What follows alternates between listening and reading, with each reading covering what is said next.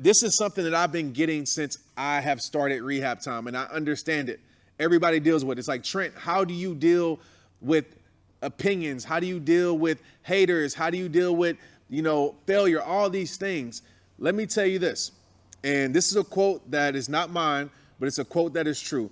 The only way to avoid criticism, right? The only way to avoid hate, the only way to avoid negativity, the only way to avoid people laughing at you, people talking about you, people criticizing you, the only way to avoid that is to say nothing, be nothing, or do nothing. I'll tell you right now, greatness is misunderstood. There's not a person that you can think about right now. And listen, if you don't want to, I'm not telling you you have to do these things.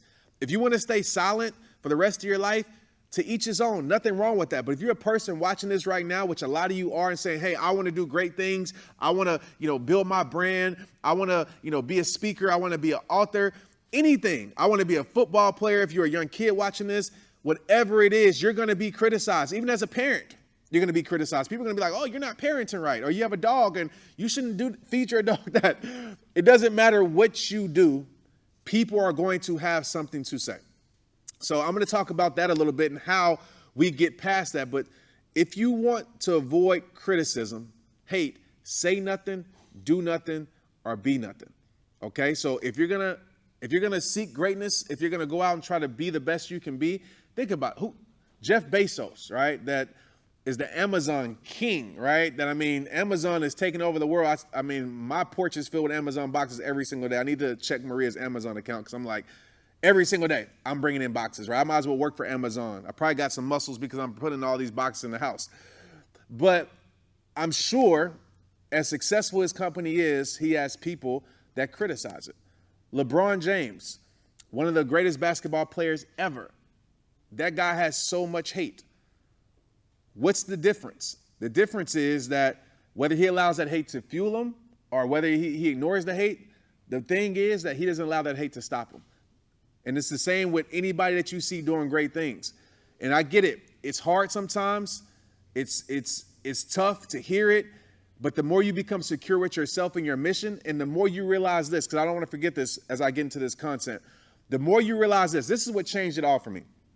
Once I realized that hate could not stop me. It doesn't matter if people say, Trent, I hate your hair. I hate the way you talk. I hate the way you speak. I hate the way you look. I hate the way you wear snapback hats. I hate the way you make videos. I hate everything about you. It doesn't matter, because as long as I keep creating content and giving the content to my supporters, guess what? I'm still going to grow. I'm still going to progress. Realize no hater can stop you without your permission. And some of us, what we do is that we're so insecure with ourselves, and I know that might step on your toes a bit. That was me. We're so insecure that that's our excuse. Oh, people don't like me, or people talking about me, so I'm just not going to go for it no more. Then your reason isn't strong enough.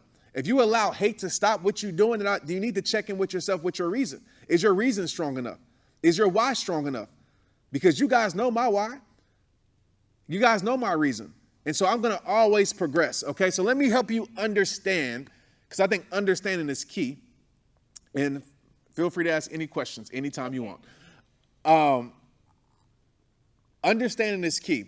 When you start to understand why people do certain things, then you stop taking it personal.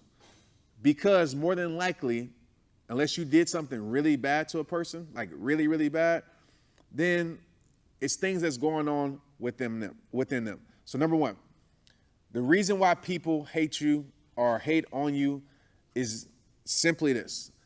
They are not happy. Let me ask you this question. If they hate their own life, right?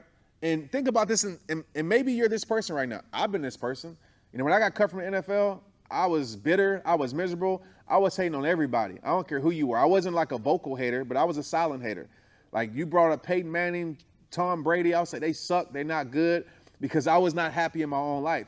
So ask yourself this question. If they hate their own life, how could they be happy for yours? Because you cannot give what you don't have for yourself, period. I have never in my life, ever, in the history of my 35 years, I have never met a person that is happy and fulfilled, that spends their time trying to tear down someone else. I have never met a happy hater. I've never met a happy hater. I don't know. Have you met somebody that's happy and hating on people? No, it's because they're miserable. It's because something didn't go right. Usually when people hate on your relationship, it's because either they don't have one or their relationship might be suffering. The reason why people might hate that you got a new job or you got a promotion, maybe because they didn't have it.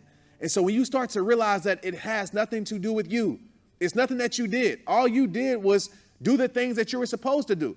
When I got my scholarship in football, I had a group of friends, and listen, I had a lot of great friends too. I don't always want to make it seem like everybody around me was haters. I had a lot of great friends and supporters, and appreciate those people that do support you, because oftentimes we ignore those people. We take those people for granted.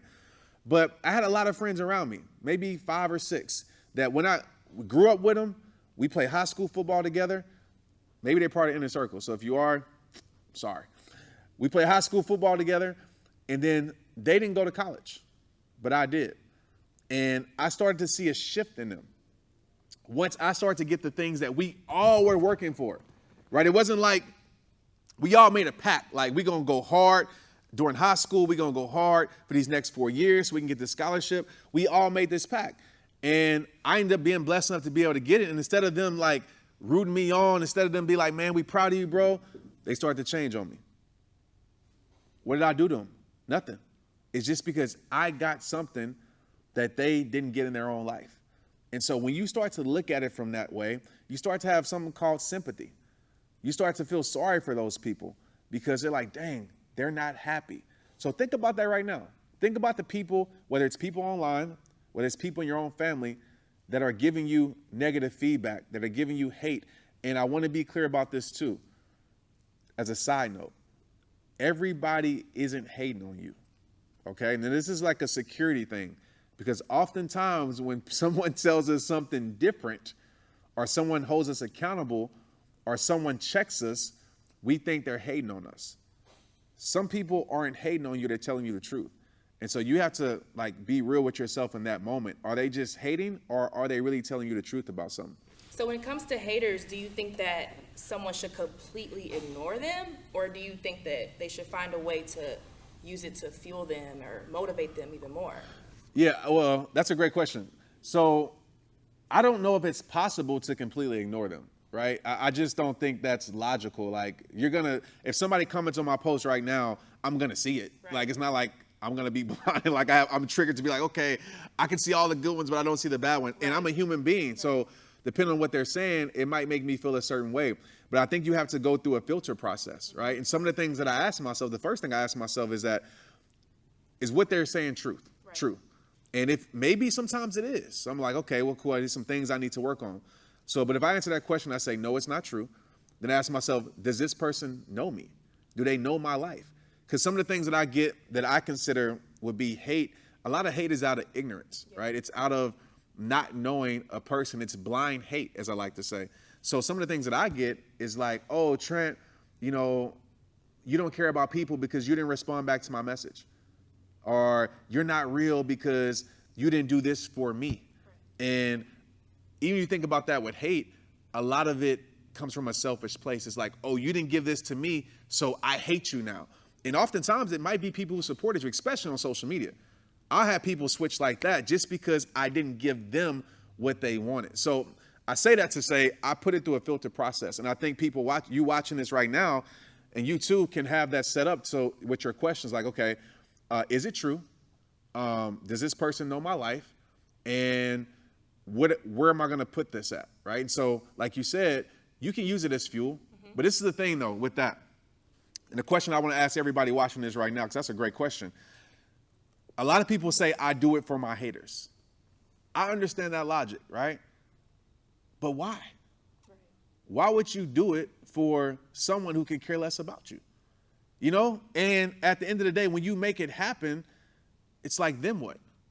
Okay, I did it for my haters. I proved everybody wrong. What do I do now? Right? You achieve that. So I always say, flip the switch. Instead of saying doing it for your haters, no, do it for your supporters. Do it for the people that you love. Do it for yourself, because you know what happens in the process of that? You prove them wrong anyway. So, but your focus is different. So I feel like you shouldn't have your focused on negative energy. You should have your energy focused on positive energy, right? And by default, you prove them wrong anyway. You're just not giving them your attention. And so I would say, use it as positive fuel. So I would say it's negative fuel and positive fuel. Negative fuel would be like doing it for them. Positive fuel would be like, okay, maybe I'm going to make me go harder for the people who really need me. And I often do that.